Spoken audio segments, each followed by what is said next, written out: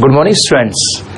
हम लोग देखिए आज स्टडी करेंगे क्लासिफिकेशन एंड टेक्सोनोमी को लेंगे, लेकिन उससे पहले हम लोग ये देखेंगे कि भाई नीड ऑफ क्लासिफिकेशन किस लिए है। यानी हम लोग क्लासिफिकेशन करना चाहते हैं और क्लासिफिकेशन करने के लिए हमें क्या क्या जरूरत पड़ती है और किस किस चीजों को हम लोग लेते हैं सिस्टमैटिक ऑर्डर में।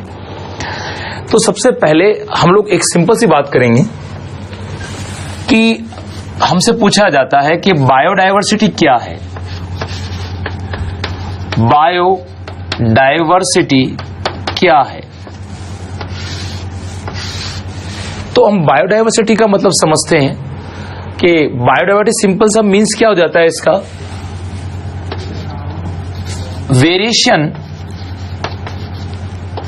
Variation in morphological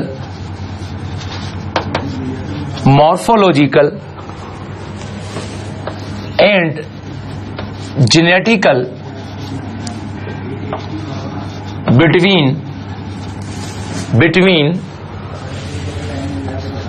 organism on earth। यानी हम लोग ये बात समझ रहे हैं कि जितने भी ऑर्गेनिज्म अर्थ पर हैं उनमें मॉर्फोलॉजिकल और जेनेटिकल जो वेरिएशन है वो क्या कहलाता है, डाइवर्सिटी। तो जेनेटिकली एंड मॉर्फोलॉजिकल जो वेरिएशन है वो डाइवर्सिटी है। अब हम लोग चाहते हैं हेल्प करना डाइवर्सिटी की। अब हेल्प करने के लिए हम लोगों को क्या करना पड़ेगा, हेल्प फॉर डाइवर्सिटी। अगर हमसे कहा जाता है कि जो बायोडाइवर्सिटी है उसकी हेल्प कीजिए आप, तो बायोडाइवर्सिटी की हेल्प किससे करोगे आप, क्लासिफिकेशन से।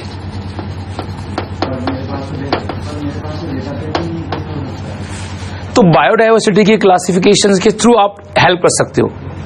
भाई देखो, अगर एक सिंपल मैनर में समझते हैं, हम दुनिया में जितने भी ऑर्गेनिज्म हैं, all plants and all animals, अगर हमको क्लासिफाइड करना चाहते हैं तो क्लासिफाइड करने के लिए सबसे ज्यादा हमको जरूरत पड़ती है किसकी, हम लोगों को जरूरत पड़ती है उनके क्लासिफिकेशन के लिए, उनको क्लासिफाइड करने की। जब जितने भी ऑर्गेनिज्म प्रेजेंट होते हैं उन ऑर्गेनिज्म को हम उनकी डाइवर्सिटी को कब जान पाएंगे कि मॉर्फोलॉजिकली एंड जेनेटिकली किस तरह से वेरिएशन रखते हैं, तो थ्रू क्लासिफिकेशन। तो क्लासिफिकेशन एक तरह से हमें बायोडाइवर्सिटी को पहचानने में, उसे क्लासिफाइड करने में और उनके नोमेनक्लेचर में हेल्प करता है। तो अगर हमसे पूछा जाता है इस तरह से कि need for classification, need for classification, तो अगर हम नीड को लेके चलते हैं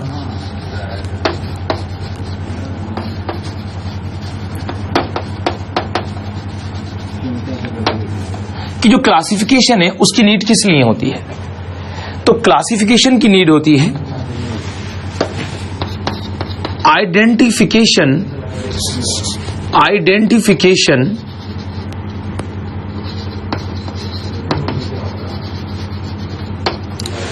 of organism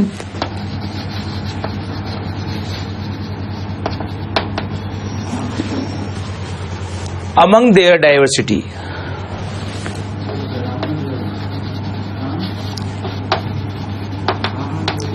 यानी जितने भी ऑर्गेनिज्म हैं उनकी डाइवर्सिटी को स्पष्ट करने के लिए, क्लियर करने के लिए हम लोगों को आइडेंटिफिकेशन करना होता है, और आइडेंटिफिकेशन के लिए हम लोगों को क्लासिफिकेशन की नीड होती है।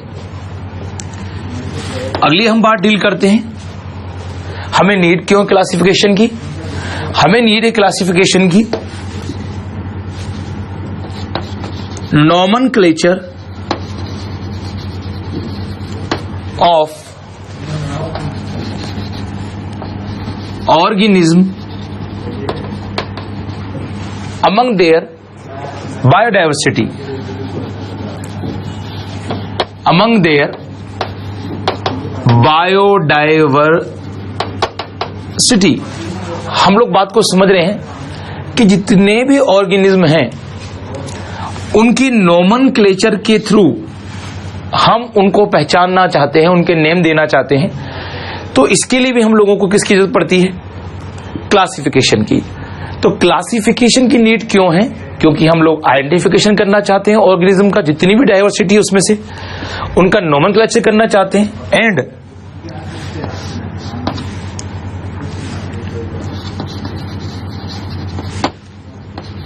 Classification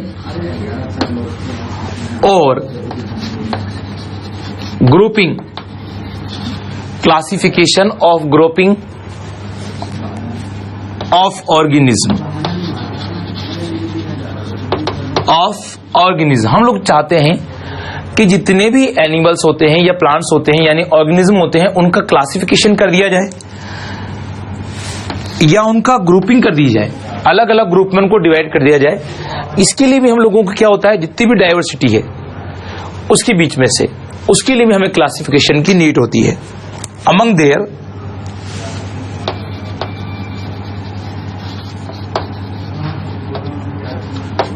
biodiversity.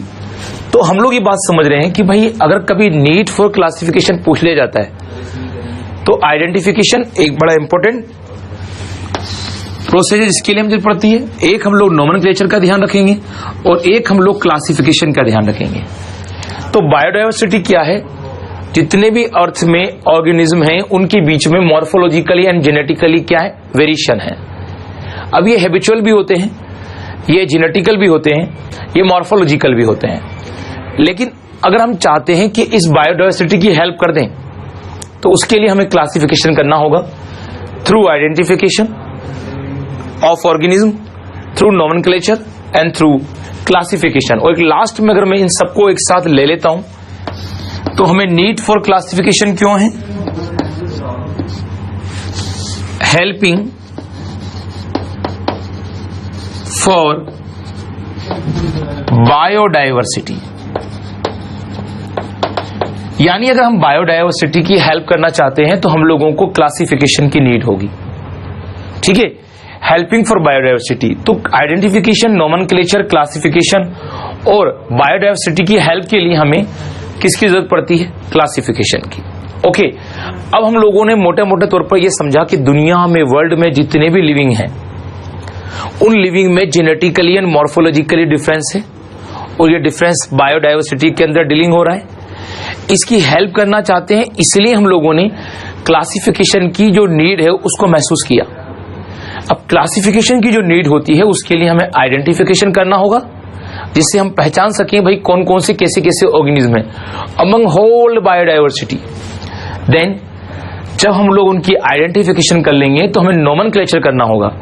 नोमेनक्लेचर से नेमिंग हो जाएगी और नेमिंग से ग्रुपिंग हो जाएगी और ये सब हेल्प करेगी हमारी क्लासिफिकेशन में। और इसी तरह से हम ओवरऑल क्या कर देंगे, बायोडाइवर्सिटी की हेल्प कर देंगे। ओके, तो आप लोग ध्यान दीजिएगा, इस तरह की जो कंडीशन है वो बायोडाइवर्सिटी में। ठीक है गोपाल, तो आप भी ध्यान दीजिएगा इससे। चलिए भाई हम लोग आगे बढ़ते हैं। अब तो इस तरह से हम लोगों ने बायोडाइवर्सिटी की हेल्प कर ली है। ओके, तो आप लोगों को यह ध्यान देना है। अब हम लोग ये देखते हैं कि जो बायोडाइवर्सिटी की हेल्प कर ली है उसके बाद हम लोग क्या समझते हैं कि ये जो प्रोसेस हम कर रहे हैं इसमें क्या इंपॉर्टेंट है। अब हम देखते हैं हमारे सामने कुछ इंपॉर्टेंट चीजें आ गई कि भाई बायोडाइवर्सिटी के लिए हमें क्या करना होगा, आइडेंटिफिकेशन करना होगा। आइडेंटिफिकेशन के साथ क्या होगा, क्लासिफिकेशन होगा।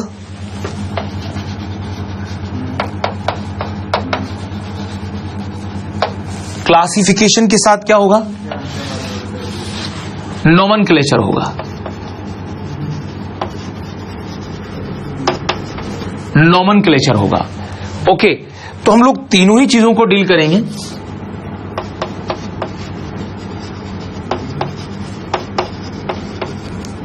ये सभी चीजों का हमको ध्यान रखना है कि जब हम लोग बायोडाइवर्सिटी की बात करते हैं, उसकी हेल्प करना चाहते हैं, तो हम लोगों को आइडेंटिफिकेशन, क्लासिफिकेशन एंड नोमेनक्लेचर, इन तीनों ही टर्म को ध्यान देना होगा।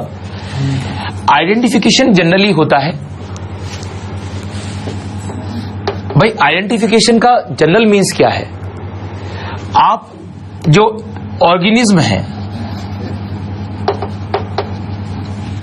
इस ऑर्गेनिज्म की क्या करते हो आप लोग, इसे गिवन पर्टिकुलर प्लेस, यानी आइडेंटिफिकेशन से उसे एक पर्टिकुलर प्लेस दे सकते हो आप। जिसमें वो आएगा। आइडेंटिफिकेशन के साथ आप ऑर्गेनिज्म के साथ क्या करते हो, उसका मॉर्फोलॉजिकली एंड फिजियोलॉजिकली या फिजिकली एंड बायोलॉजिकली आइडेंटिफिकेशन करते हो।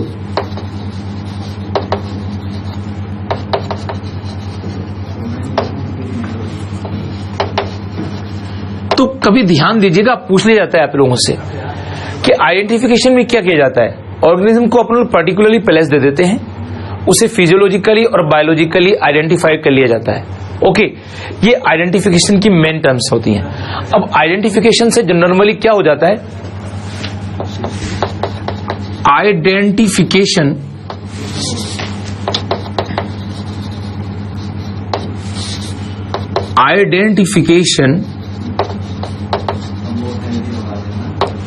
किस में हेल्प करता है, helping for classification and nomenclature.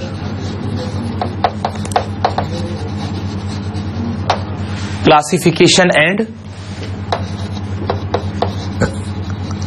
Nomenclature, यानी हम लोग थ्रू द आइडेंटिफिकेशन क्लासिफिकेशन भी कर पाते हैं और नोमेनक्लेचर कर पाते हैं। जनरली आप समझिएगा, अपने पास कोई ऑर्गेनिज्म है, अब हमने उसको पहचान कर लिया, उसकी आइडेंटिफिकेशन कर लिया, तो उसका नेम देंगे ना। वो जब नेम और दोनों हमारे पास होगा तो नेम और देने के बाद उसे क्लासिफाइड कर सकते हैं हम कि भाई किस ग्रुप में रखें। अगर हम क्लासिफिकेशन कर रहे हैं तो क्लासिफिकेशन का सब सिंपल मीन्स ये होता है, ऑर्गेनिज्म डिवाइडेड अंडर कैटेगरीज और सब कैटेगरीज। यानी हम लोग क्लासिफिकेशन में किसी भी ऑर्गेनिज्म को उसकी कैटेगरी में दे देते हैं, और कैटेगरी में मैच नहीं करता तो सब कैटेगरी मैच कर लेते हैं। ये जो क्लासिफिकेशन होता है किस पर बेस्ड होता है, क्लासिफिकेशन बेस्ड ऑन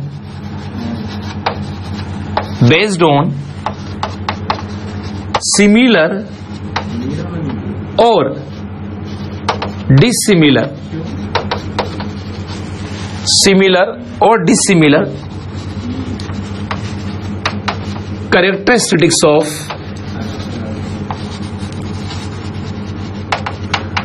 ऑर्गेनिज्म। यानी क्लासिफिकेशन जनरली किस पर बेस्ड होता है, जो ऑर्गेनिज्म में एक जैसे कैरेक्टर होते हैं उनके बेसिस पर, और जो कैरेक्टर मैच नहीं करते उसके बेस पर किया जाता है।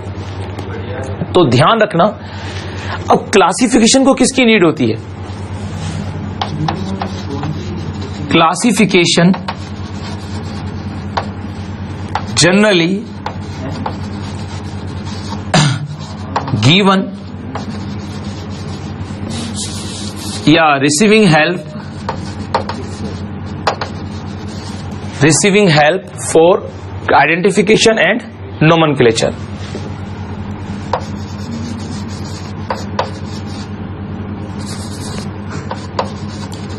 Through identification and nomenclature.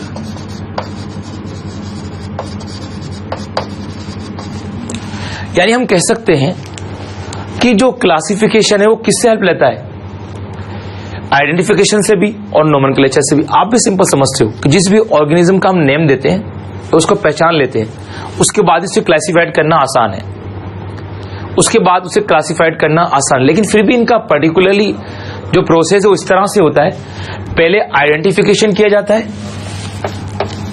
उसके बाद उसे क्लासिफाइड किया जाता है और उसके बाद उसकी नेमिंग की जाती है। तो अगर ऑर्डर वाइज चलें तो अपन को इस ऑर्डर को फॉलो करना है।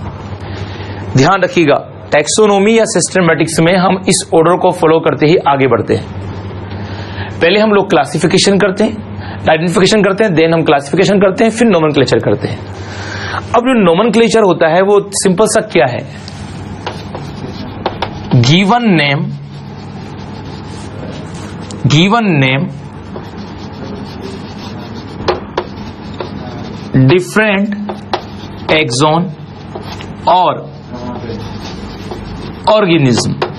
यानी हम लोग नोमेनक्लेचर में सिंपल सा क्या करते हैं, ऑर्गेनिज्म को नेम देते हैं या किसी टैक्सोन को नेम देते हैं।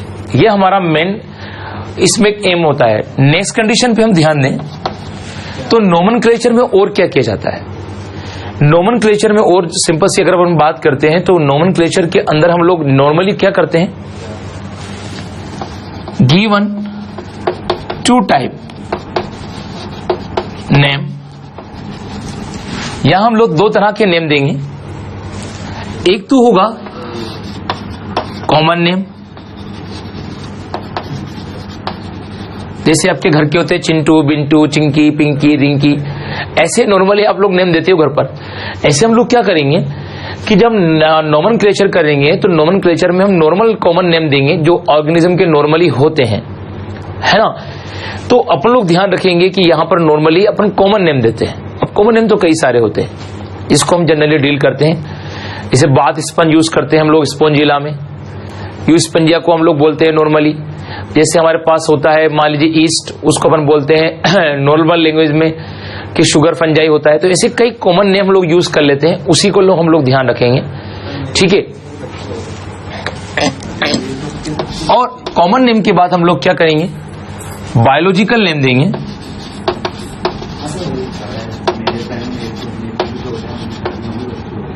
बायोलॉजिकल नेम देंगे तो कॉमन नेम और बायोलॉजिकल नेम जनरली दोनों वेरी करते हैं एक दूसरे के साथ। जैसे हम लोग अगर नॉर्मली हमसे आपसे कहा जाता है कि भाई कॉमन नेम और बायोलॉजिकल नेम का एक सिंपल सा एग्जांपल दीजिए, सिंपल सा में कोई सा भी एग्जांपल आप ले सकते हो और उसको बता सकते हो कि भैया ये पर्टिकुलर नेम जो इसका है, इस बंदे का है, इसका है। कॉमन नेम में आप लोग ध्यान रखें, जैसे हम लोगों ने बोल दिया भाई कॉमन नेम में हो गया potato,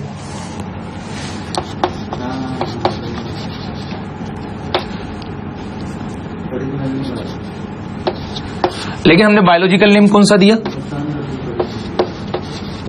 Solanum tuberosum, Solanum tuberosum. जैसे हमने कॉमन इंग्लिश का नेम दे दिया ब्रिंजल, कॉमन नेम, इसको हम बैंगन को कहते हैं, लेकिन सोलेनम मेलोंजिना हमने नाम दिया।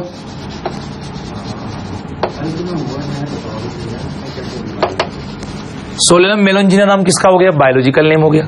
तो ऐसे हम लोग क्या करते हैं कि यहाँ टू टाइप्स के नेम हम लोग यूज करते हैं। तो इस तरह की कंडीशन हमारे सामने आती है। नोमेनक्लेचर की एक खास बात है कि नोमेनक्लेचर की टेक्निक्स हैं। नोमेनक्लेचर टेक्निक, और ये नोमेनक्लेचर टेक्निक किसके लिए दी गई है, स्पेशली बायोलॉजिकल के लिए दी गई है। अब टू टेक्निक्स या टू नेमिंग के हम लोग यूज करेंगे। एक तो हमारी आएगी बाइनोमियल नोमेनक्लेचर, जिसको हम डील करेंगे बाइनोमियल नोमेनक्लेचर। एक हम डील करेंगे ट्राइनोमियल नोमेनक्लेचर।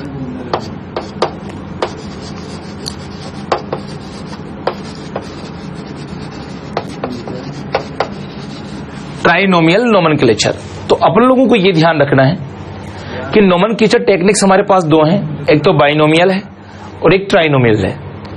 अपने एनसीईआरटी के सिलेबस में क्लास 11 में बाइनोमियल है और क्लास 13 यानी एआईपीएमटी के सिलेबस में हम लोगों को ट्राइनोमियल भी देखने को मिलेगी। अब टेक्निक क्या होती है इनको तो बाद में डील करना है। इतना से हम लोग स्टार्टिंग में ध्यान रखेंगे कि जो हमारा आइडेंटिफिकेशन है, क्लासिफिकेशन है एंड नोमेनक्लेचर है। आइडेंटिफिकेशन, क्लासिफिकेशन एंड नोमेनक्लेचर के 3 टाइप्स की स्टेप्स हैं जो हम लोग हेल्प कर सकते हैं क्लासिफिकेशन में या बायोडाइवर्सिटी की नीड में। अब बायोडाइवर्सिटी की हेल्प कर सकते हैं हम पहले आइडेंटिफिकेशन से, क्योंकि बहुत सारी बायोडाइवर्सिटी है, डिफरेंट टाइप के ऑर्गेनिज्म है। फिर क्लासिफिकेशन करेंगे और लास्ट में हम नोमेनक्लेचर करेंगे। तो आइडेंटिफिकेशन में हम क्या करते हैं, पहले ऑर्गेनिज्म को कोई पर्टिकुलरली प्लेस दे देते हैं, फिर हम फिजियोलॉजिकली और बायोलॉजिकली उसका आइडेंटिफिकेशन करते हैं। आइडेंटिफिकेशन हेल्प करता है क्लासिफिकेशन और नोमेनक्लेचर में। क्लासिफिकेशन जो होता है उसमें आप किसी भी ऑर्गेनिज्म को डिवाइड करते हो अंडर कैटेगरीज और सब कैटेगरीज। और उसके बाद क्या होता है, इस क्लासिफिकेशन के बाद हम लोग क्या करते हैं कि ये बेस्ड होता है सिमिलर और डिसिमिलर कैरेक्टरिस्टिक्स पर। ठीक है भाई, कौन कौन से जितने भी सिमिलर कैरेक्टर होते हैं उनको एक ग्रुप दे देते हैं, जिनके कैरेक्टर मैच करते हैं उनको सबको एक एक ग्रुप में डाल देते हैं, जिनके मैच नहीं करते उन्हें अलग अलग ग्रुप में डाल देते हैं। उसके बाद हम लोग ये ध्यान रखेंगे, classification generally receiving help through the identification and nomenclature, यानी क्लासिफिकेशन आइडेंटिफिकेशन की हेल्प भी लेता है और नोमेनक्लेचर की हेल्प भी लेता है।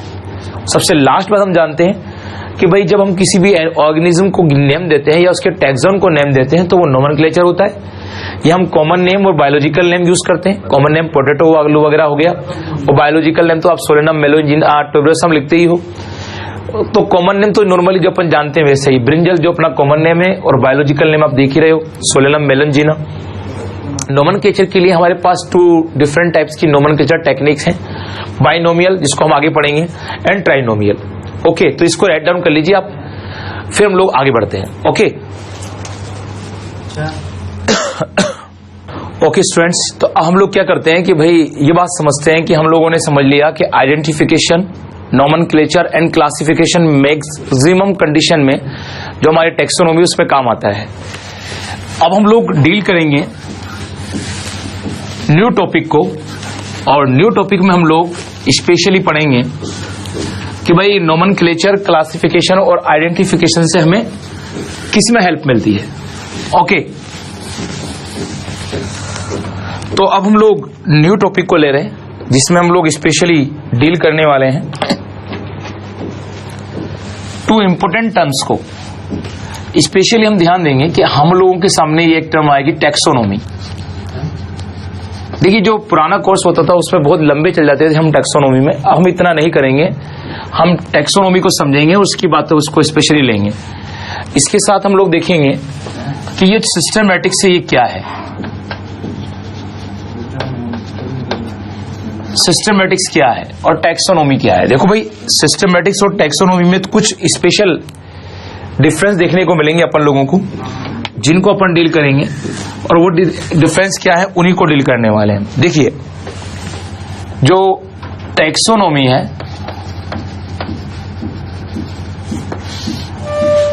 और जो सिस्टमैटिक्स है वो किस तरह से वेरी करती है।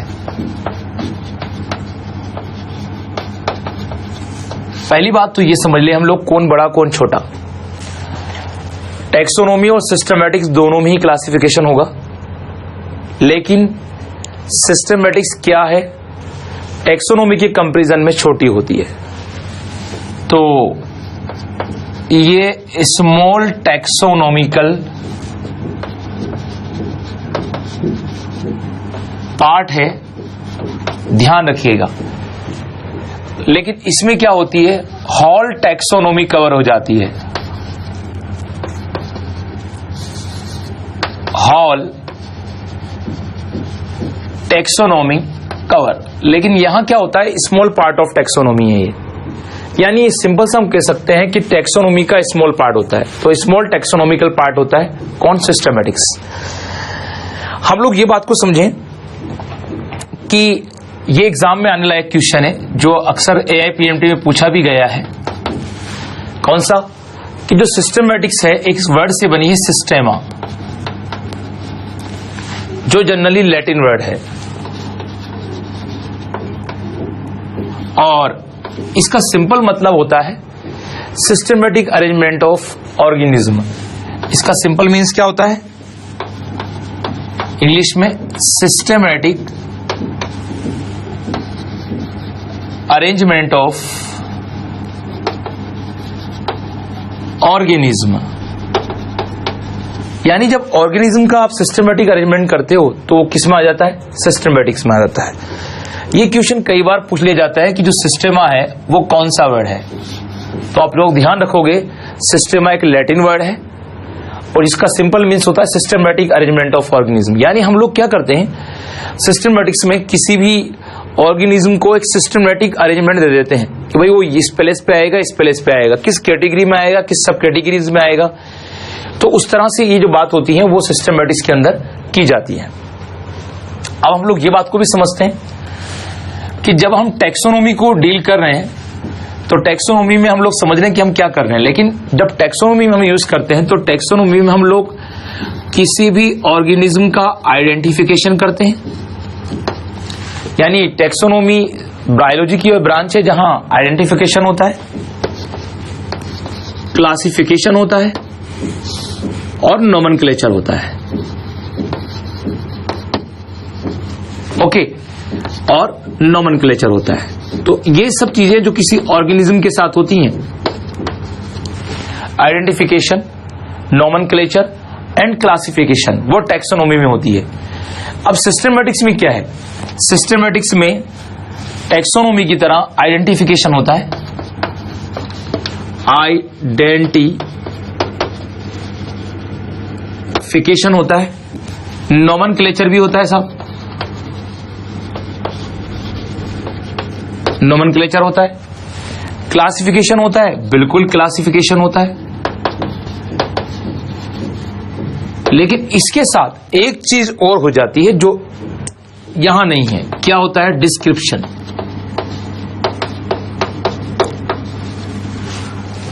यहां डिस्क्रिप्शन होता है, वो डिस्क्रिप्शन यहां नहीं होता। तो डिस्क्रिप्शन आप लोग देखेंगे हर लेवल का डिस्क्रिप्शन, जैसे आपने आइडेंटिफिकेशन पर है उसका डिस्क्रिप्शन, आप नोमेनक्लेचर पे है उसका डिस्क्रिप्शन, आप क्लासिफिकेशन कर रहे हैं, आपने बोल दिया ये फाइला है, ये क्लास है, ये ऑर्डर है, क्यों दिया उसका डिस्क्रिप्शन भी दोगे आप, है ना। जैसे आपने पर्टिकुलरली मान लिया कि भैया इस एनिमल का ये ऑर्डर है, अब ये ऑर्डर आपने क्यों दिया, उसका डिस्क्रिप्शन कहां होगा?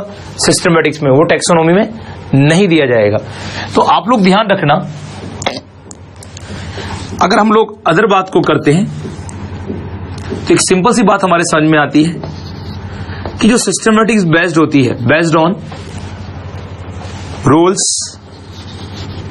एंड प्रिंसिपल, यानी ये कई रूल और प्रिंसिपल के अकॉर्डिंग चलती है, ठीक है। और टैक्सोनॉमी में आप लोग देखेंगे कि इसमें कई रूल्स होंगे, प्रिंसिपल होंगे, उनको फॉलो करेंगे और कोई स्पेशल नहीं होगा। लेकिन अगर हम डील कर रहे हैं किसको? सिस्टमैटिक्स को। तो सिस्टमैटिक्स के साथ क्या होगा? जो हर लेवल है, जैसे आपने बोला फाइलम, फाइलम आपने बोल दिया भाई फलाना फलाना है, आपने बोल दिया क्लास, क्लास उसकी ये है, आपने बोल दिया ऑर्डर, ऑर्डर उसका ये है। तो जो आप इस लेवल को दे रहे हैं उस लेवल का डिस्क्रिप्शन देंगे। जैसे आपने बोल दिया क्लास मेमिलिया, अब मेमिलिया क्यों दिया आपने? Presence of nipple, presence of hair, presence of 12 pair of cranial nerves, ऐसे आपने स्पेशल कैरेक्टर भी बोलेंगे। तो हर लेवल को डिस्क्राइब करती है। तो सिस्टमैटिक क्या होती है? Based on description of each level, यानी जो हर लेवल होगा क्लासिफिकेशन का उस पर डिस्क्राइब होगी, सिस्टमैटिक्स बेस्ड होगी।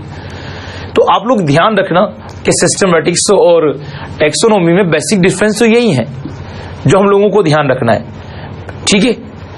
अब हम लोग ध्यान ये भी रखेंगे कि सिस्टमैटिक्स की जो टर्म है,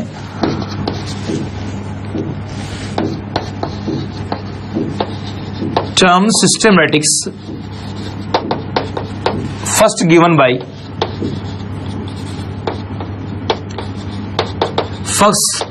बाय लीनियस।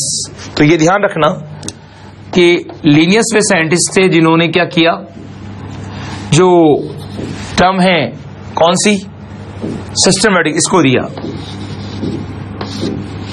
ठीक है। तो हम लोगों को ध्यान ये रखना है कि टैक्सोनॉमी और सिस्टमैटिक्स में बेसिक डिफरेंस है। अब यहां से बनने वाले क्वेश्चंस क्या हैं? ये वाला बात, आइडेंटिफिकेशन और क्लासिफिकेशन और नोमेनक्लेचर कहां होता है? ओनली टैक्सोनॉमी में। लेकिन इसके साथ डिस्क्रिप्शन कहां होता है? सिस्टमैटिक्स में, ठीक है। एक बात ध्यान रखना, बड़ी ब्रांच कौन सी है? टैक्सोनॉमी। और टैक्सोनॉमी की ब्रांच कौन है? सिस्टमैटिक्स। तो इसमें ये बड़ा पार्ट है। एक क्वेश्चन जो आप लोग स्पेशली ध्यान रखेंगे, सिस्टेमा से बनी सिस्टमैटिक्स, जो लैटिन वर्ड है, ये क्वेश्चन कई बार पूछ लिया जाता है। सिस्टमैटिक अरेंजमेंट ऑफ ऑर्गेनिज्म कहलाता है सिंपल सा सिस्टेमा, ठीक है। तो ये बात ध्यान रखना, किस पर बेस्ड होती है? रूल रेगुलेशन पे बेस्ड होती है टैक्सोनॉमी। लेकिन टैक्सोनॉमी का जो पार्ट है सिस्टमैटिक्स, वो किस पर बेस्ड होता है? आप जो भी लेवल दे रहे हैं उसका डिस्क्रिप्शन दे रहे हैं, उस डिस्क्रिप्शन पर बेस्ड होता है सिस्टमैटिक्स। चलिए इधर आते हैं हम लोग। अब इसको समझते हैं कि भाई यहां की कंडीशन तो हमने क्लियर कर ली, लेकिन अगर हम लोग डील कर रहे हैं टैक्सोनॉमी को, तो टाइप्स ऑफ टैक्सोनॉमी जनरली आजकल यूज की जा रही हैं।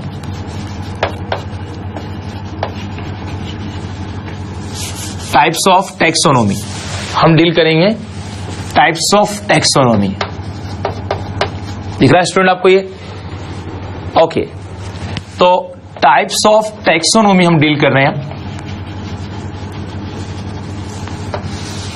ओके, अब टाइप्स ऑफ टैक्सोनॉमी में हम लोगों को 2 टाइप्स देखने को मिलेंगे। एक तुमको देखने को मिलेगी classical taxonomy,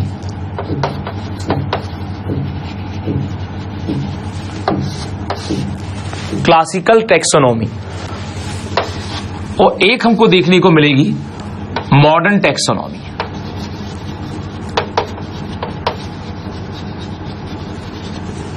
classical taxonomy and modern taxonomy. हम इन दोनों टैक्सोनॉमी को समझते हैं कि ये ओल्ड थी और ये प्रेजेंट टाइम की है। दोनों टैक्सोनॉमी की सबसे पहली बात यह है कि जो क्लासिकल टैक्सोनॉमी है इसके सपोर्टर थे एरिस्टोटल, ठीक है, ये इसके बिग सपोर्टर थे। थियोफ्रेस्टस, ये इसके बिग सपोर्टर थे।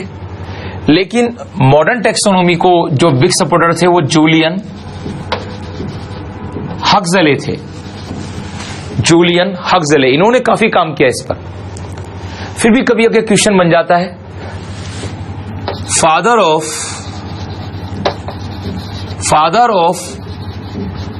क्लासिकल टैक्सोनॉमी, अगर वो पूछता है कि भाई क्लासिकल टैक्सोनॉमी के फादर कौन से हैं, तो उसमें आप लोग नाम दोगे एरिस्टोटल का। ओके, लेकिन अगर पूछा जाता है फादर ऑफ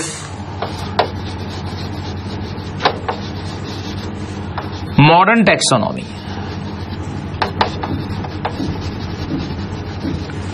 तो फादर ऑफ मॉडर्न टैक्सोनॉमी में आप नाम दोगे लीनियस। ओके, तो ये बात आप स्पेशल ध्यान रखना कि दोनों में बेसिक डिफरेंस किसका है। तो एक तो दोनों की फादर अलग हैं। क्लासिकल टैक्सोनॉमी में जो था वो है एरिस्टोटल, लेकिन मॉडर्न टैक्सोनॉमी पे जितना काम किया वो लीनियस ने कहा। लेकिन स्टार्टिंग जो की थी वर्क की, स्टार्टिंग क्लासिकल टैक्सोनॉमी में एरिस्टोटल और थियोफ्रेस्टस ने की, और मॉडर्न टैक्सोनॉमी में किसने स्टार्टिंग की थी वर्क की? जूलियन हक्सले ने। तो ये थोड़ा सा डिफरेंस ध्यान रखना साइंटिस्ट के नेम से कभी आ जाता है। तो अब मेन चीज पर आते हैं हम लोग। जो क्लासिकल टैक्सोनॉमी होती है वो किस पर बेस्ड होती है? ये तो फर्स्ट गिवन हो गया हम लोगों के सामने कि फर्स्ट टाइम किसने दिया। ये हो गए फादर वाली टर्म हो गई क्लियर। अगली टर्म को हम लोग लेके चलते हैं। तो क्लासिकल टैक्सोनॉमी और मॉडर्न टैक्सोनॉमी को हम समझने की कोशिश करते हैं, तो दोनों में एक बेसिक डिफरेंस हमको और देखने को मिलेगा। क्लासिकल टैक्सोनॉमी किस पर बेस्ड है? क्लासिकल टैक्सोनॉमी बेस्ड है एक्सटर्नल एंड इंटरनल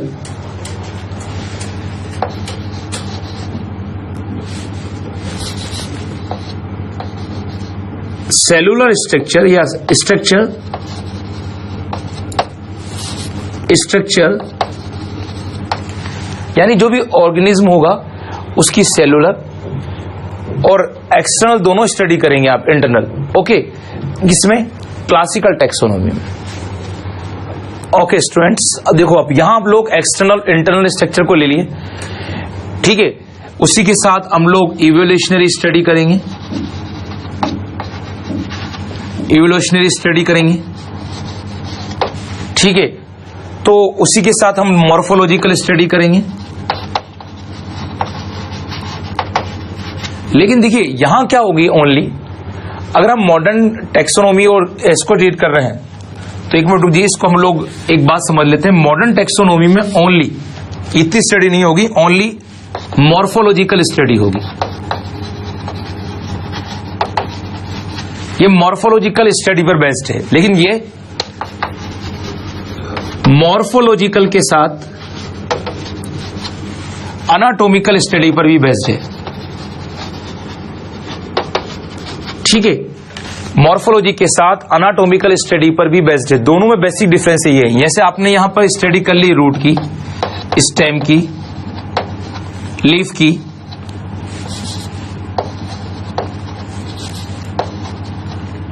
ठीक है, और उसके आउटर स्टडी कर ली है, तो वो बेस्ड होगी क्लासिकल टेक्सोनॉमी में। रूट कैसी है, स्टेम कैसी है, लीफ कैसी है, उसके बेसिस पर आपने वेरिएशन कर लिया। लेकिन यहां पर आप लोगों को किसकी स्टडी करनी है? फिजियोलॉजी की भी करनी है, टिश्यूज की भी करनी है। ठीक है, ऐसे सभी टर्म की आपको स्टडी करने को मिलेगी मॉडर्न टेक्सोनॉमी में।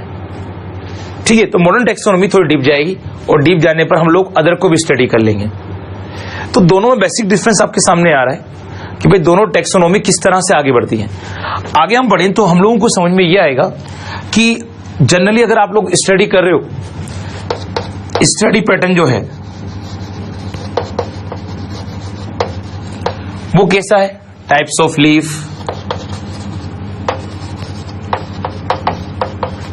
लीफ, इस तरह का पैटर्न है।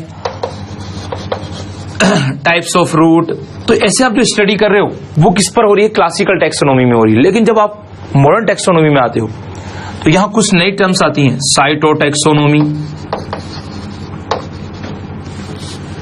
साइटोटैक्सोनॉमी, न्यूमेरिकल टैक्सोनॉमी,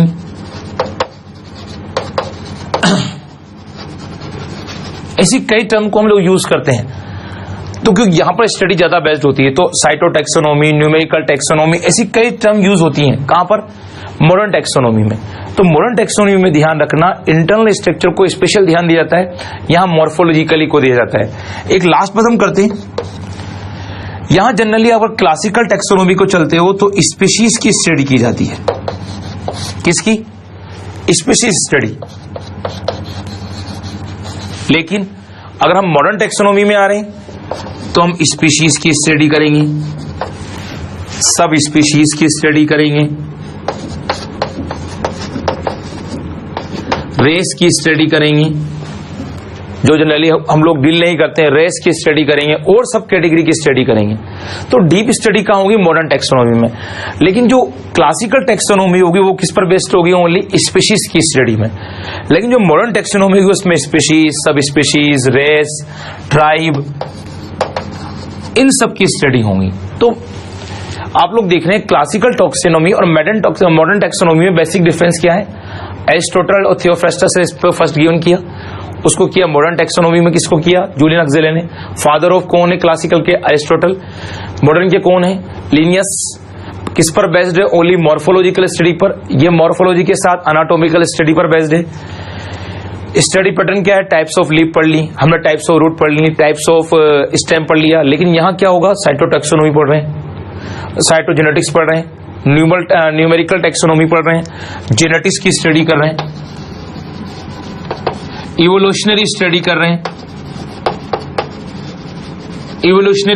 हैं, ये सब आप लोग कहां देखेंगे? ऑल इन मॉडर्न टैक्सोनॉमी में। जनरली क्लासिकल टैक्सोनॉमी स्पीशीज पर बेस्ड होती है, लेकिन हम लोग स्पीशीज के साथ सब स्पीशीज, उसके साथ हम रेस, उसके साथ ट्राइब, इन सब की स्टडी कहां करते हैं? टाइप्स ऑफ टैक्सोनॉमी के मॉडर्न टैक्सोनॉमी वाले पार्ट में। ओके, तो इसको आप राइट डाउन कर लीजिए, फिर हम लोग आगे बढ़ते हैं। ओके स्टूडेंट्स, अब देखिए हम लोग इस पर से बनने वाले कुछ स्पेशल क्वेश्चन को डील करेंगे। उसका आप लोग ध्यान रखेंगे कि भाई सिस्टमैटिक्स और टैक्सोनॉमी में क्या डिफरेंस है, ये तो क्लियर हो जाता है। अब कुछ क्वेश्चन आप लोगों के यहां से बन सकते हैं, तो आप लोग ध्यान रखेंगे स्पेशली। पहली बात तो आपके यहां से क्वेश्चन बन जाता है कि आप कोटिलिडोन जो होते हैं,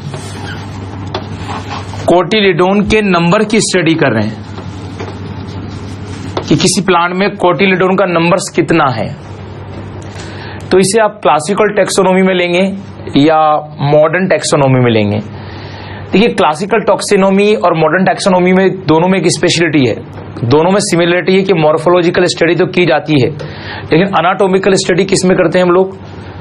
हम वो स्टडी करते हैं ओनली कौन सा टैक्सोनॉमी में? मॉडर्न टैक्सोनॉमी में। तो हम लोग एक क्वेश्चन का ध्यान रखते हैं जो बन सकते हैं यहां से। इधर आइए, आप इस फ्रेम को समझिए। फर्स्ट हमसे पूछा जाता है कि भाई कोटिलेडोन के पार्ट्स की स्टडी किस में की जाती है? तो क्लासिकल में भी होती है और मॉडर्न में भी होती है, दोनों में शामिल होगी।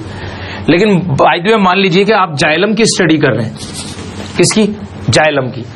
तो जाइलम की स्टडी किस में शामिल होगी? ओनली मॉडर्न टैक्सोनॉमी में शामिल होगी। किस में होगी? मॉडर्न टैक्सोनॉमी में शामिल होगी। अगली बात, आप फाइलोजेनिक स्टडी कर रहे हैं। फाइलोजेनिक मतलब कई जनरेशन ऐसी होती हैं जिनको आप रिलेशन बतला रहे हैं। अगर आप फाइलोजेनिक स्टडी कर रहे हैं यानी प्रेजेंट टाइम की जनरेशन की अपने जो एंसेस्टर हैं उनके साथ रिलेशन बता रहे हैं कि भाई पहले प्लांट ऐसे होते थे, उनमें से मॉडिफिकेशन आया और ऐसे प्लांट हो गए प्रेजेंट टाइम पर, तो आप फाइलोजेनिक रिलेशन बता रहे हैं। आज का जो एनिमल है वो पुराने एनिमल से इस तरह से कोरिलेट करता है, तो ये कौन सी स्टडी कर रहे हैं आप? फाइलोजेनिक। और फाइलोजेनिक स्टडी भी किस में आएगी? मॉडर्न टैक्सोनॉमी में आएगी। तो ये आप लोग जरूर ध्यान रखना। आपसे बोला गया आप एक लीफ के जाइलम फ्लोएम की स्टडी कर रहे हैं, ये किस में शामिल होगा? मॉडर्न टैक्सोनॉमी में शामिल होगा। तो इसका स्पेशल ध्यान रखना आप लोग, ठीक है। और हम लोगों को कोई ज्यादा स्पेशल नहीं ध्यान रखना। स्पीशीज की स्टडी किसमें करते हैं हम लोग? क्लासिकल टैक्सोनॉमी में। लेकिन स्पीशीज के साथ सब स्पीशीज, रेस, ट्राइब, इनकी स्टडी करते हैं मॉडर्न टैक्सोनॉमी में। तो इस बात का आप लोग ध्यान रखना कि दोनों टैक्सोनॉमी में क्या डिफरेंस है बेसिकली। तो एक तो हमारा क्लासिफिकेशन यहां से क्लियर हो जाता है कि जो टैक्सोनॉमी है और इन टर्म्स है, इन टर्म्स का मीन्स क्या है, क्लियर। अब हम लोग कुछ नए क्वेश्चंस को डील कर लेते हैं और उनको समझ लेते हैं कि उनका मीनिंग क्या होता है पर्टिकुलरली। तो पहले कुछ क्वेश्चंस का ध्यान रखिए। अगर आपके टैक्सोनॉमी को यहां इस तरह देता है, वो देता है अल्फा टैक्सोनॉमी, एक टर्म दे देता है जिसकी चांस कम है। बीटा टैक्सोनॉमी एक टर्म दे देता है, आपसे पूछ लेता है कि भाई बीटा टैक्सोनॉमी क्या है, और एक ओमेगा टैक्सोनॉमी क्या है।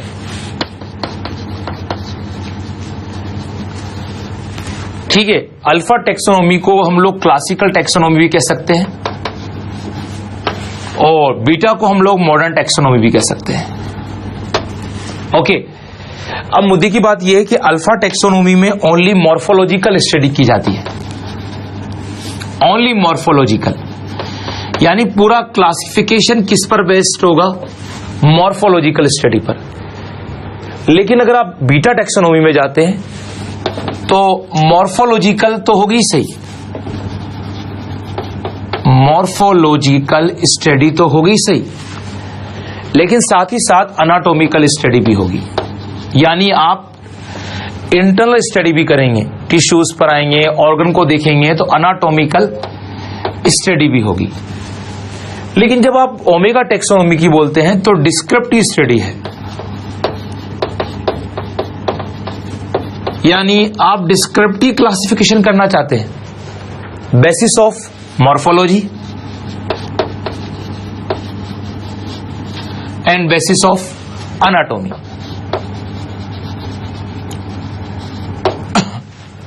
तो एक क्वेश्चन यहां से क्लियर हो जाता है आपके, क्या कि सबसे ज्यादा डिस्क्रिप्टिव स्टडी कहां की जाती है? ओमेगा में, जहां मॉर्फोलॉजिकल भी डिस्क्रिप्टिव, अनाटॉमिकल भी। जहां मॉर्फोलॉजिकल अनाटॉमिकल स्टडी की जाती है वो बीटा है, और अल्फा में कौन सी स्टडी होती है? ओनली मॉर्फोलॉजिकल होती है। अगर आपसे पूछ लिया जाता है, मान लीजिए आपसे कैरियोटैक्सोनॉमी का वर्ड नाम से पूछ लिया जाता है, कैरियोटैक्सोनॉमी क्या है? इसकी चांस कम है क्योंकि अब इतना रहा नहीं कोर्स में। कैरियोटैक्सोनॉमी को अपन डील करते हैं, तो इस टर्म के लिए आप स्पेशली तैयार रहेंगे। कैरियोटैक्सोनॉमी में क्रोमोसोमल स्टडी की जाती है। आपसे पूछा जाता है भाई क्रोमोसोम्स को नंबर्स काउंट करना है, क्रोमोसोम्स में जीन्स को मालूम करना है, क्रोमोसोम की स्टैनिंग करनी है, ये सब किस में आएगा? तो वो आएगा आपके कैरियोटैक्सोनॉमी में, कैरियोटैक्सोनॉमी में। तो ये कुछ टर्म्स ध्यान रखना, इसको राइट डाउन कर लीजिए आप। अदर क्लासिफिकेशन में अल्फा टैक्सोनॉमी जो होगी उसमें only morphological study, okay. Beta taxonomy में morphological plus anatomical study. Omega taxonomy में डिस्क्रिप्टिव स्टडी होगी, मॉर्फोलॉजिकल प्लस अनाटॉमिकल, ओके। तो इस तरह की जो स्टडी की जाएगी वो हम लोग ध्यान रखेंगे। और जो कैरियोटैक्सोनॉमी होगी उसमें हम लोग क्या की स्टडी करेंगे? क्रोमोसोमल स्टडी करेंगे, उनकी स्टैनिंग वगैरह की, ओके। सबने राइट डाउन कर लिया ये? ओके भाई, तो हम लोग यहां इस तरह से ये दो टैक्सोनॉमी को डील कर लिए। अब हम लोग नोमेनक्लेचर को डील करेंगे, और नोमेनक्लेचर में ध्यान देंगे कि जब हम नोमेनक्लेचर करना चाहते हैं तो नोमेनक्लेचर किस तरह से किया जाता है और ये क्या है। हमने बताया था कि मेनली जब आप क्लासिफिकेशन जब करते हैं, आप सिस्टमैटिक्स और टैक्सोनॉमी को डील करते हैं, तो उसमें classification, nomenclature and identification different types के टूल हैं। अब इसमें सबसे इंपॉर्टेंट, अगर आप नोमेनक्लेचर करना चाहते हैं तो नोमेनक्लेचर के लिए हमारे पास 2 टाइप्स के नोमेनक्लेचर यहां पर हैं। एक तो है बाइनोमियल नोमेनक्लेचर और एक है ट्राइनोमियल नोमेनक्लेचर। देखिए दोनों में बेसिक डिफरेंस क्या है कि बाइनोमियल में 2 नेम दिए जाते हैं। एक नेम होता है जेनेरिक और एक होता है स्पेसिफिक। ठीक है, यहां ट्राइनोमियल में किसी भी ऑर्गेनिज्म के 3 नेम्स होते हैं। फर्स्ट होता है जेनेरिक, सेकंड होता है स्पेसिफिक और थर्ड होता है सब स्पेसिफिक। ओके, अब ये भी हम समझ लेते हैं कि जेनेरिक नेम में क्या लिखा जाएगा। जेनेरिक नेम में जीनस का नाम लिखा जाएगा। किसका? जीनस का नाम। स्पेसिफिक में किसका लिखा जाएगा? स्पीशीज का। तो जेनेरिक में किसका होगा? जीनस का नेम होगा। स्पेसिफिक में किसका होगा? स्पीशीज नेम दिया जाएगा। और सब स्पेसिफिक जो नेम होंगे उसमें किसका नेम दिया जाएगा? सब स्पीशीज का नेम हम लोग यूज करेंगे। ओके, तो आप लोग ये बात ध्यान रखना कि ये जो नेम की जो कंडीशन है उस पर क्या कंडीशन है।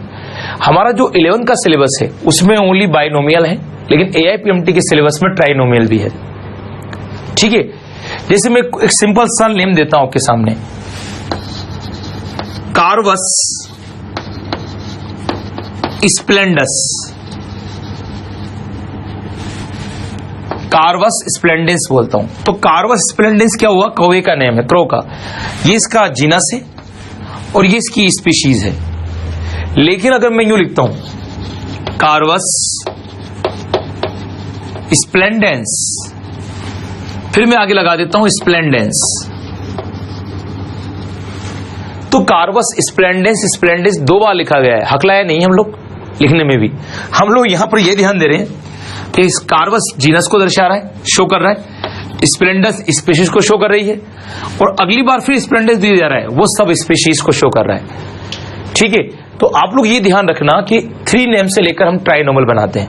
अब इसके पूरे रूल्स क्या हैं, किन रूल रेगुलेशन में हम चलते हैं, उसकी स्टडी करेंगे। ओके, और रूल्स रेगुलेशन में हम लोग बाद में आएंगे, पहले हम हिस्ट्री पढ़ते हैं।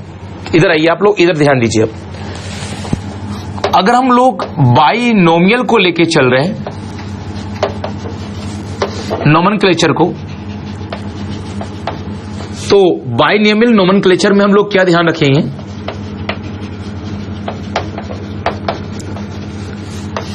थोड़ी सी हम लोग इसकी कहानी ध्यान रखेंगे। देखिए बाइनोमियल नोमेनक्लेचर जो है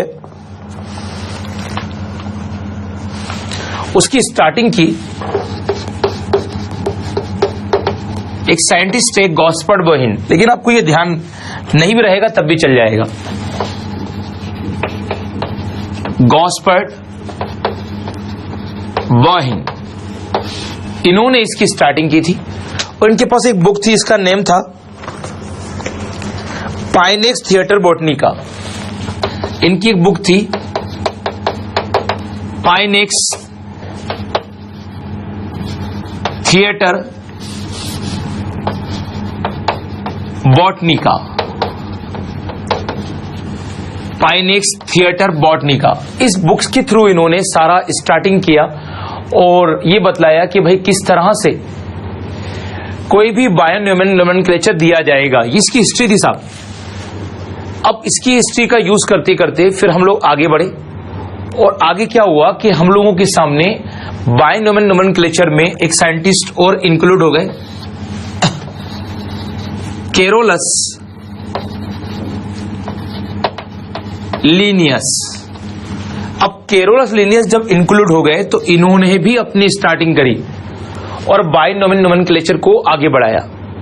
इस नोमेनक्लेचर को जब आगे बढ़ाया गया तो कैरोलस लिनियस ने अपनी बुक का यूज किया गया और उस बुक में उन्होंने हिस्टोरिया प्लांटेरम को लिया और हिस्टोरिया प्लांटेरम के थ्रू आगे की स्टडी की।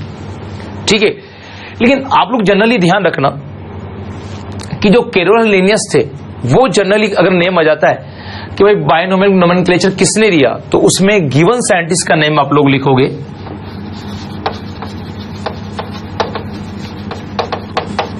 Only Carolus Linnaeus. तो क्वेश्चन अगर पुट हो जाता है कि बायनोमियल नोमेनक्लेचर किसने दिया, तो उसमें एक ही साइंटिस्ट का नाम लिखोगे, कैरोलस लिनियस। अब इन्हों की भी स्टडी देखो वेरिएशन के साथ थी, और वेरिएशन के साथ ये थी कि जो इनकी बुक्स थी उनमें दो बुक्स इनकी इश्यूज हुई थी। एक तो थी स्पीशीज प्लांटेरम,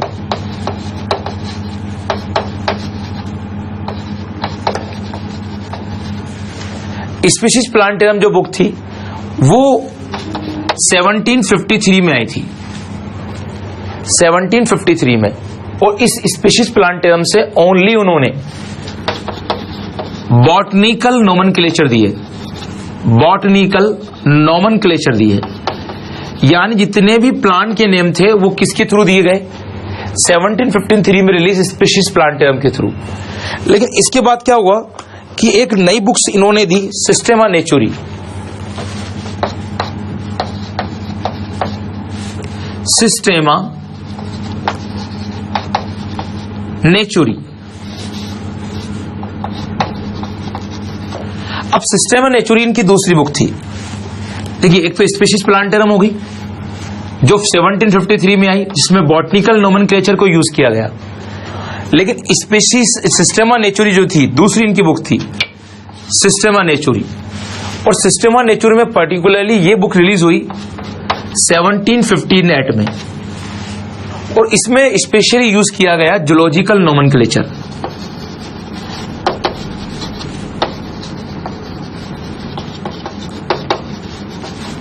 और जूलॉजिकल नोमेनक्लेचर बेस्ड था किस पर, एनिमल के अंदर बेस्ड था। तो ध्यान रखिएगा, जूलॉजिकल नोमेनक्लेचर 1758 की कंडीशन पे आया। यानी एक बात तो क्लियर हो गई, जितने भी प्लांट नेम 1753 से पहले के थे वो सब माने नहीं गए, और जितने भी जूलॉजिकल नेम 1758 से पहले दिए गए थे वो भी माने नहीं गए। तो जितना भी बायोनोमेनक्लेचर था जो दो नेम पर बेस्ड था, एक जेनेरिक नेम और एक स्पेसिफिक नेम, यानी एक जीनस के नेम पर और एक स्पीशीज के नेम पर, उन नेम को ही माना गया। लेकिन 1753 के बाद के बॉटनिकल नेम और 1758 के बाद के जूलॉजिकल नेम। तो इस तरह से हमारे सामने ये बात क्लियर हो गई कि भैया किस तरह से कौन कौन से नेम दिए जाएं। लेकिन कैरोलस लिनियस तो अपनी स्टडी 1751 से स्टार्ट कर चुके थे, जब उनके पास एक बुक थी हिस्टोरिया प्लांटेरम।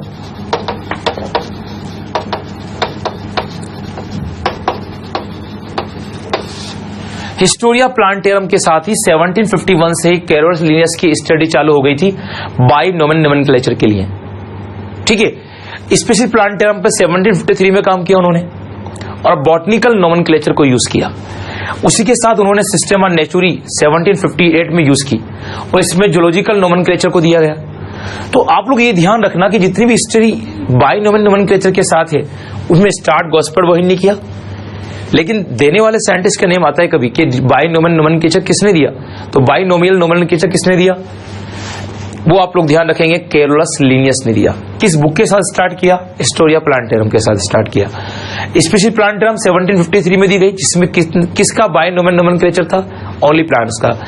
एनिमल का जो स्टार्ट हुआ कब हुआ, जूलॉजिकल नोमेनक्लेचर 1758 में स्टार्ट किया गया। ओके, तो इतना जरूर ध्यान रखना कि किस तरह से ये नेम दिए गए। इन दोनों को राइट डाउन कर लीजिए आप, फिर हम लोग आगे बढ़ते हैं। ओके स्टूडेंट्स, अब हम लोग ये ध्यान देंगे कि इस तरह से हम लोग समझ रहे हैं कि क्या कंडीशन है और कौन कौन से साइंटिस्ट ने किस किस कंडीशन को दिया। 1751 का आप लोग ध्यान रखना कि भाई कौन सा और किस तरह की कंडीशन है। इस तरह में आप लोगों के यहाँ पर एक नाम और जनरली आ जाता है, 1751 में एक बुक और है, उसका आप लोग ध्यान रखना, हिस्टोरिका बॉटनिका। इस नेम से भी काम आ सकता है कि बॉटनिका, हिस्टोरिका बॉटनिका। तो आप लोग नॉर्मली ध्यान रखना 1751 की कोई बुक याद भी नहीं करनी, आपको नॉर्मली ध्यान रखना स्पीशीज प्लांटेरम 1753 में थी और सिस्टेमा नेचुरी 1758 में थी, जिसमें जूलॉजिकल नोमेनक्लेचर को लिया गया था। इधर बॉटनिकल नोमेनक्लेचर को लिया गया था। एक नाम ये ध्यान रख लेना आप लोग। ओके, अब एक बात और हम लोग ध्यान दे लें कि बाइनोमियल नोमेनक्लेचर में हम लोगों की इतनी कंप्लीट बातें जो थी वो हम लोगों ने कंप्लीट कर ली कि भाई कौन कौन सा क्लासिफिकेशन था, किस किस तरह से था। अब हम लोग आगे बढ़े तो आप लोग ये ध्यान दीजिएगा कि हम लोग ये कह रहे हैं कि भाई इस क्लासिफिकेशन के साथ जो ट्राइनोमियल दिया गया था उसके नेम भी याद कर लें। इनको देने वाले जो साइंटिस्ट थे वो थे हक्सले, ताकि हमें पूरी स्टडी एक साथ ही हो जाए, और एक थे स्ट्रिकलैंड। हक्सले और एक साइंटिस्ट और थे स्ट्रिकलैंड। तो हक्सले और स्ट्रिकलैंड दो साइंटिस्ट थे, इन दोनों ने ही क्या करा था, ट्राइनोमियल का नाम दिया था। तो ध्यान रखें इन दोनों नेम को, हक्सले, स्ट्रिकलैंड, STRICKLANDT, ध्यान रखिएगा, ALANDLT। तो स्ट्रिकलैंड और हक्सले ट्राइनोमियल को देने वाले थे। इसको हम लोग आगे डील करेंगे ही सही, लेकिन बाइनोमियल में हम लोग स्पेशली आते हैं तो बाइनोमियल में नोमेनक्लेचर में हम लोग जो पढ़े हैं उससे आगे बढ़ते हैं। बाइनोमियल नोमेनक्लेचर में और एक खास बात क्या थी कि एक कोड था ICBN और एक कोड था ICZN। ठीक है, दोनों की नेम में वेरिएशन है। ये क्वेश्चन आ चुका है दोनों के नेम का, तो आप लोग ध्यान रखना।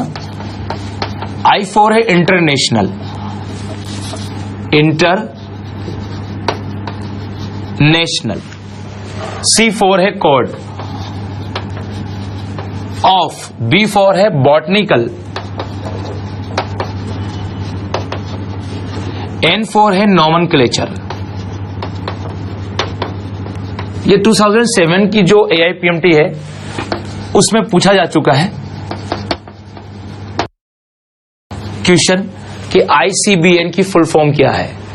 तो international code of botanical nomenclature, और ICZN को हम लेकर चलते हैं तो इसकी फुल फॉर्म है international code of zoological nomenclature. Zoological nomenclature. देखिए एक बात और क्लियर हो रही है कि जो बॉटनिकल नोमेनक्लेचर किया गया वो किस पर बेस्ड था, ICBN पर, और जो जूलॉजिकल नोमेनक्लेचर किया गया वो किस पर था, ICZN पर था। तो बाइनोमियल में दोनों नेम जो थे इन्हीं पर बेस्ड थे। लेकिन देखिए ICBN के बारे में अगर हम सिंपल सी बात समझना चाहें तो सिंपल सी बात क्या है कि ICBN पर जनरली काम करने वाले जो साइंटिस्ट थे जिन्होंने स्टार्टिंग में ही काम कर दिया था 1930 में, एक थे स्प्रग, लेकिन साइंटिस्ट से बेस्ट क्वेश्चन आने के चांस बहुत कम है। एक थे हिचकॉक,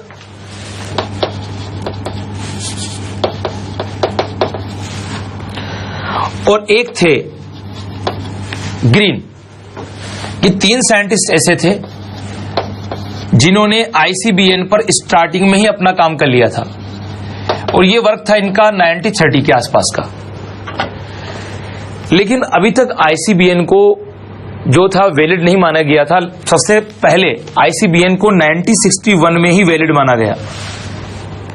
फिर इसमें कुछ जो इसका फर्स्ट डीलिंग थी वो 1961 में इसको कॉन्फ्रेंस था, उस कॉन्फ्रेंस में इसको मान लिया गया।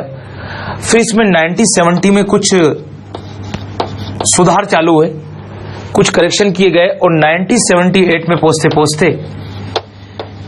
इसका सेकंड एडिशन भी आ गया। तो ICBN का फर्स्ट एडिशन तो था 1961 में, 1970 से 1978 तक करेक्शन चलता गया, और 1978 में क्या हो गया, इसमें करेक्शन करके इसका सेकंड एडिशन भी आ गया। लेकिन यहां से भी इतने हिस्ट्री क्वेश्चन नहीं बनते हैं, पहले बना करते थे, अब नहीं बनते जनरली। अगर बन जाते हैं तो आप लोग नॉर्मली ध्यान रखना, स्प्रग, हिचकॉक एंड ग्रीन ने 1970 में इसमें स्टार्ट कर दिया था अपना वर्क, और 1961 में इसमें फर्स्ट इसका एडिशन रिलीज हुआ, और 1978 में इसका सेकंड एडिशन रिलीज हुआ। तो कई तो ऐसे नेम हैं जो 1961 से पहले दे दिए गए थे, क्योंकि बॉटनिकल नेम तो स्टार्ट हो गए थे। आप लोग देख रहे हैं कि जब लीनियस ने स्टडी की थी तो लीनियस ने अपनी जो बुक थी उस बुक के थ्रू ही उसने सारा स्पीशीज प्लांटेरम से 1751 के उसी 3 में ही नेम चालू हो गए थे। अपन ने बतलाया स्पीशीज प्लांटेरम 1753 में आ गई थी, तो नेमिंग तो बॉटनिकल नेमिंग तो तभी चालू हो गई थी। लेकिन आईसीबीएन को हम देख रहे हैं कि 1961 में दिया गया। तो 1753 से लेकर, अगर हम बोलें 1753 से लेकर 1961 के बीच में जो बॉटनिकल नेम दिए गए, क्या वो वैलिड नहीं है? सब वैलिड थे, सब वैलिड थे। लेकिन 1961 के बाद जब आईसीबीएन आ गई तो कुछ नेम्स और दिए गए, कुछ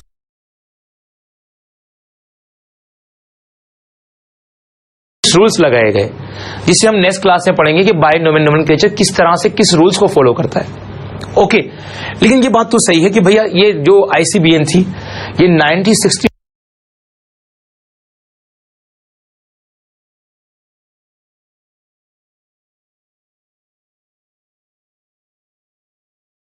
के बादों के नाम के जितने बाद में नाम दिए गए उसमें नए रूल रेगुलेशन लगाए गए, जिन्हें हम बायनोमियल नोमेनक्लेचर में स्टडी कर लेंगे। लेकिन कुछ चीजों का आप लोग ध्यान रखेंगे जो हिस्ट्री में आ गई और वो सारी मैंने कवर कर दी गई हैं। आईसीबीएन कब दी गई? फर्स्ट एडिशन कब हुआ इसका? 1961 में।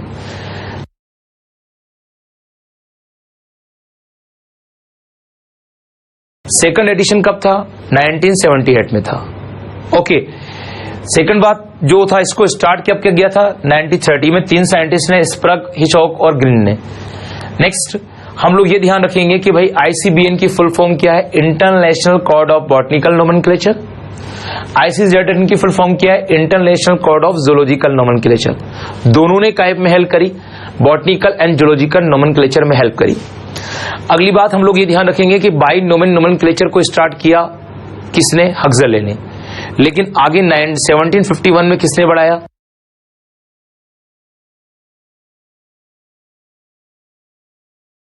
कैरोलस लिनियस ने। कैरोलस लिनियस की जो फर्स्ट बुक थी स्पीशीज प्लांटेरम, उस स्पीशीज प्लांटेरम में उन्होंने किसको लिया? 1753 में बॉटनिकल नोमेनक्लेचर को दिया। जूलॉजिकल नोमेनक्लेचर कहां से दिया? सिस्टेमा नेचुरी से। कब? 1758 में। ओके, तो ये हम लोगों को याद रहेगा, तो बड़ी इजी गोइंग हम लोग इसको कवर कर लेंगे। पहले आप इसको राइट डाउन कर लीजिए, जो मैंने कुछ नेम लिखे आपके सामने, इतना सा लिख लीजिए। आईसीबीएन की फुल फॉर्म क्या है? International code of botanical nomenclature. ICZ के लिख दीजिए international code of zoological nomenclature. ICBN की स्टार्टिंग में लिख दीजिए 1961, 1961, देन 1970 लिख देना, ये करेक्शन का ईयर था। लेकिन फर्स्ट 1961 था और सेकंड था 1978।